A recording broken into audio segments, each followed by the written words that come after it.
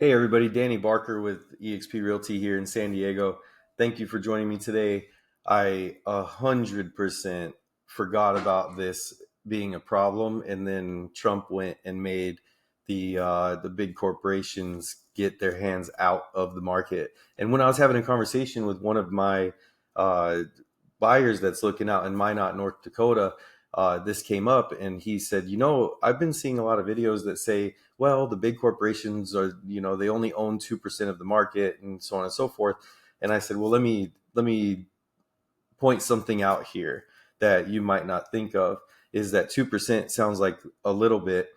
However, in the markets that they were participating in, they were 100% interested in that market, right? And then it made me recall how it was that they were doing stuff in order to make money off of us in a short-term period. So they weren't buying to buy and hold and become landlords and have and be good stewards to the properties. What they're doing is they're inflating a market on purpose a lot of times, right? So maybe I'll get called out by Zillow for pointing Zillow out, but Zillow became a home buyer and then they failed as a home buyer. But I think that they were actually successful in exactly what they were trying to do, because the strategy here, and I'm not accusing Zillow specifically, and I'm not accusing BlackRock. I'm just saying the strategy here is this: everybody's willing to pay what the last guy paid, right? So this goes to show with everything, and especially in real estate, where you have the professional appraiser. What does the appraiser do? The appraiser looks at what other things sold for, right? So picture this: you go to a neighborhood and you put out your advertisements and you see that you have 15 people applying to to sell their home for cash, and you're Zillow, right? So what would you do is you would negotiate with 10 to 12 of them and say, hey, look, the last person sold at $400,000, right? So what we're going to do is we're going to pay you 420. And that way, that gets the real estate agent out of the way, because the real estate agent and the appraiser that we're handcuffed by in that scenario would not allow for a 420 purchase to happen, right? So what they do is they buy 10 or 12 of them for 420. Well, they're using big lump sums of money. They're not borrowing from an institution like us normies, and they don't need an appraiser to go out there. So they're buying, let's call it 12. They buy 12 of them for $400,000. Well, Danny, you said 15 people were ready to sell, right? Yeah. So they saved those three. What they did with those three is they bought those three for 500 or 525,000. And then what did they do? They waited for those sales to execute and those sales to go into public record so that the appraiser can see that there's now three sales at 525,000 for this same thing that now they own 15 of them, which 12 of them were purchased at 400,000, right? So just 12 times $100,000, they just made $1.2 million.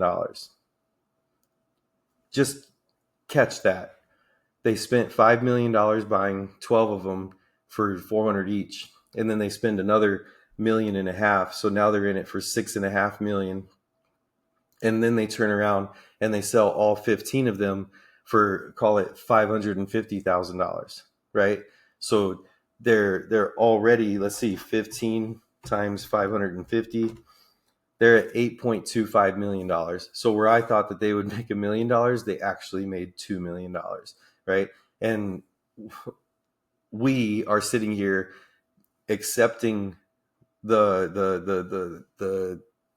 circumstance that these guys were participating in our market, but meanwhile they were like very sniper like strategically purchasing huge amounts of property. Then they would overpay for 3 properties or more, 3 to 5 properties they would overpay for.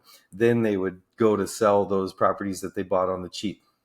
So that's exactly, I think, what they were up to the whole time.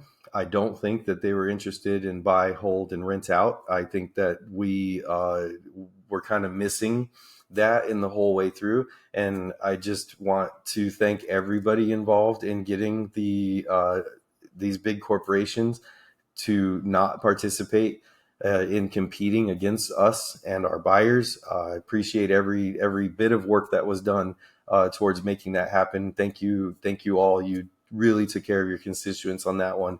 But let's go ahead and wrap this up. I did 20 years in the Navy.